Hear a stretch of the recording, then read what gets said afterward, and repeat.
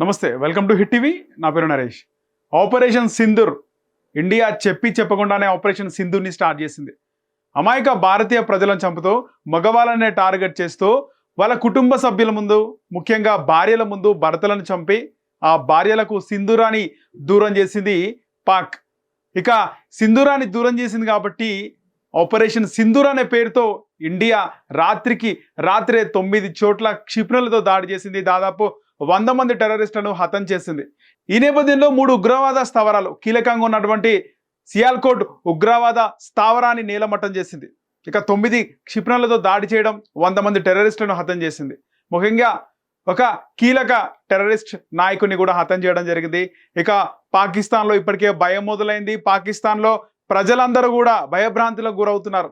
ఎందుకంటే ఇక్కడ భారతీయ ఆర్మీ దాడి చేసింది ఉగ్రవాద స్థావరాల మీద, ఉగ్రవాదుల మీద హతం చేసింది ఉగ్రవాదులను. కానీ పాకిస్తాన్ మీడియా ఏం చూపిస్తుంది?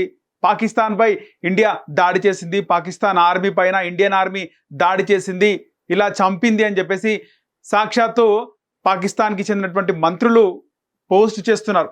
ఈ పోస్ట్ చూసి భయపడుతున్న పాకిస్తాన్ ప్రజలు ఏటీఎం దగ్గర బారులు తీరారు. డబ్బులు డ్రా చేసుకొని ఇతర ప్రదేశాలకు పారిపోవాలి భయంతో వాళ్ళందరూ కూడా ఏటీఎం దగ్గర బారులు తీరిన దృశ్యాలు మనం చూడొచ్చు. ఇక మిగతా ఎయిర్పోర్ట్ కూడా మూసివేయడం జరిగింది. ఎక్కడ కూడా ఎయిర్పోర్ట్లకు అనుమతించడం లేదు. మరోవైపు పాకిస్తాన్లో విద్యా సంస్థలన్నీ బంద్కు పిలుపునిచ్చింది పాకిస్తాన్ ప్రభుత్వం. ఇక భయభ్రాంతులకైతే పాకిస్తాన్ ప్రజలు గురవుతున్నారు. పాకిస్తాన్లో ఉన్నటువంటి ప్రజలు భయాందోళనకు గురవడానికి ముఖ్యంగా కారణం సోషల్ మీడియాలో పోస్టులు పెడుతున్నారు. పాకిస్తాన్ పైన దాడి జరుగుతుంది, ఏ క్షణంలోనైనా ఇప్పటికే భారత ఆర్మీ దాడి చేసింది అని చెప్పేసి వాళ్ళు పోస్ట్ చేయడం వాళ్ళని భయభ్రాంతులకు గురి చేస్తుంది. ఇక్కడ ఒక సామెత, మనం చేసిన కర్మ మనకే రిటర్న్ తిరిగి వస్తుందన్న విధంగా వాళ్ళు అమాయక భారతీయ ప్రజలను, సైలెంట్గా ఉన్నటువంటి భారతీయ ప్రజలను వాళ్ళని చంపడం, కుటుంబ సభ్యుల ముందే ఒక కుటుంబ సభ్యుని చంపడం, వాళ్ళు ఎంత బాధ ఆవేదన గురైనారో ఇండియన్ ఆర్మీ సైలెంట్గా ఉంది. కానీ దాదాపు ఇండియన్ ఆర్మీ భారతదేశ చర్యలు, స్టెప్స్, అడుగులు ఏ విధంగా వేస్తున్నాయో తెలియకూడదు శత్రు దేశానికి అని అన్నప్పటికీ కూడా ముఖ్యంగా మీడియాలో ఈ రాత్రికే దాడులు అనే విధంగా లైవ్లు, హెడ్లైన్స్ పెట్టడంతో నిన్న ఇండియా దేశవ్యాప్తంగా పలు చోట్ల మాక్ డ్రిల్స్ నిర్వహించింది. సో మీడియా అంతా కూడా డైవర్ట్ అయింది. మాక్ డ్రిల్స్ 1971 ఇండో పాక్ యుద్ధం తర్వాత మళ్ళీ ఇప్పుడు మాక్ డ్రిల్స్ ఇండియాలో నిర్వహిస్తున్నారని మీడియా మొత్తం కూడా మాక్ డ్రిల్స్ కోసమే చెప్పడం జరిగింది. సో పాకిస్తాన్ పైన రాత్రికి దాడి జరుగుతుంది, ఇవన్నీ కూడా కాకుండా ఇక్కడ అప్డేట్ ఏముంది అని ఒకవేళ వాళ్ళు తెలుసుకున్న, పాకిస్తాన్ ఉగ్రవాద ఇంటెలిజెన్స్ తెలుసుకున్న ఇండియాలో ఏం జరుగుతుంది అంటే ఇండియా మాక్ డ్రిల్స్ చేస్తుంది.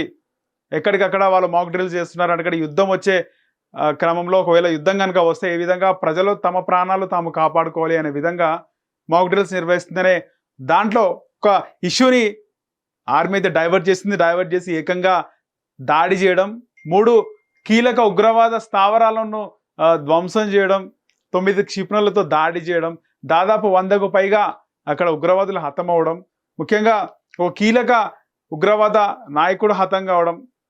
సో పాకిస్తాన్ వెన్నులో వణుకు పుట్టిందని చెప్పుకోవచ్చు. దీనికి సంబంధించిన వార్త కూడా మనం చూద్దాం. పాకిస్తాన్పై సర్జికల్ స్ట్రైక్ అర్ధరాత్రి దాటిన తర్వాత భారత వైమానిక దళం విజృంభణ, ఆపరేషన్ సింధూర్. ఇక పాక్ పిఓకేలోని 9 ఉగ్రవాద స్థావరాలపై దాడులు, గగనతలం దాటకుండానే ఎయిర్ టు సర్ఫేస్ అటాక్. ధృవీకరించిన పాకిస్తాన్ ప్రతీకారం తీర్చుకుంటామన్న ఐఎస్పిఆర్. ఇక పాకిస్తాన్ కూడా ప్రతీకారం తీర్చుకుంటా అంటుంది.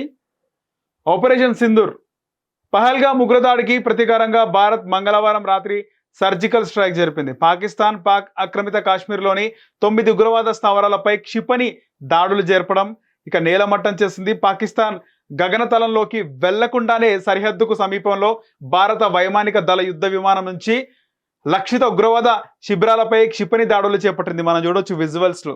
అంటే వాళ్ళ స్పేస్లోకి వెళ్లకుండానే బార్డర్ నుంచి వాళ్ళ టార్గెట్ గురి తప్పకుండా అయితే దాడి చేయడం జరిగింది. ఇందులో మురిదెకోట్లి, ముజాఫర్బాద్, బహవల్పురాలోని ఉగ్ర శిబిరాలు నేలమట్టం అయినట్టు తెలిసింది. ఆపరేషన్ సింధూర్ పేరిట ఈ దాడులు జరిపినట్టు కేంద్ర ప్రభుత్వం అర్ధరాత్రి దాటిన తర్వాత 1 గంట 44 నిమిషాలకు వెల్లడించింది. ఈ దాడుల్లో పాకిస్తాన్ మిలిటరీ ఫెసిలిటీలను టార్గెట్ చేయలేదని తెలిపింది.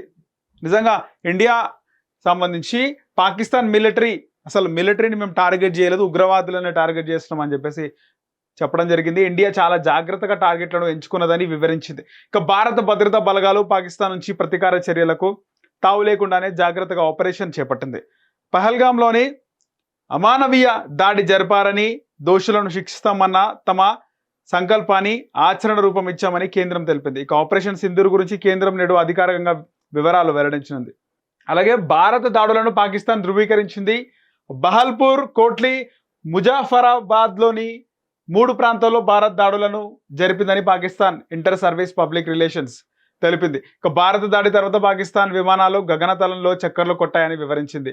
కానీ భారత్ తన సొంత గగనతలం నుంచే ఈ దాడులు జరిపిందని పేర్కొంది. ఈ దాడులను తాము వదిలిపెట్టబోమని, భారత్ తాత్కాలికంగా సంతోషాన్ని శాశ్వత విషాదంతో భర్తీ చేస్తామని హెచ్చరించింది. ఇంకా డైజెస్ట్ అవ్వట్లేదు ఈ దాడికి సంబంధించి. సో ఆపరేషన్ సింధూర్ ఇన్ని రోజులు సైలెన్స్గా ఉండి ఏ విధంగా ప్రణాళిక రూపొందించి, సో మీడియా, భారతదేశ మీడియాను సైతం డైవర్ట్ చేసి మాక్ డ్రిల్ ఉంటుంది, మొత్తం March 7th మొత్తం మాక్ డ్రిల్స్ ఉంటాయని ఆ ఇష్యూని డైవర్ట్ చేసి, సో భారత్ ప్రజలు తమని తాము ఏ విధంగా కాపాడుకోవాలనే విధంగా మాక్ డ్రిల్స్ అనే ఒక ఇష్యూని డైవర్ట్ చేసి ఏకంగా దాడులు జరపడం, శత్రువు కూడా అంచనా వేయలేకపోయినాడు. ఈ విధంగా అయితే ఆపరేషన్ సింధూర్ ఇండియా వైఖరి విధంగా ఉంది. ఈరోజు అఫీషియల్గా ఆపరేషన్ సింధూర్ని భారతదేశ ప్రభుత్వం అయితే చెప్పబోతుంది. దీనికి సంబంధించి ఇప్పటికే మేము ఖచ్చితంగా మళ్ళీ కూడా ప్రతీకారం తీర్చుకుంటాము, మీరు టెంపరీగా ఎంజాయ్ చేయండి, పర్మనెంట్గా బాధపడండి అని పాకిస్తాన్ ఇంకా వాళ్ళు వెల్లడిస్తున్నారు. చూడాలి ఇంకా ఏం జరుగుతుందో. హిట్ టీవీ యాప్, ఇందులో short news, live news, entertainment shows, movies, digital magazines తో పాటు మీ జిల్లా వార్తలను కూడా ఫ్రీగా చూడొచ్చు. ఇంకెందుకు ఆలస్యం, వెంటనే హిట్ టీవీ యాప్ ని డౌన్లోడ్ చేసుకుని ఫ్రీగా ఎంటర్టైన్మెంట్ పొందండి. Hit TV app. Hit TV app.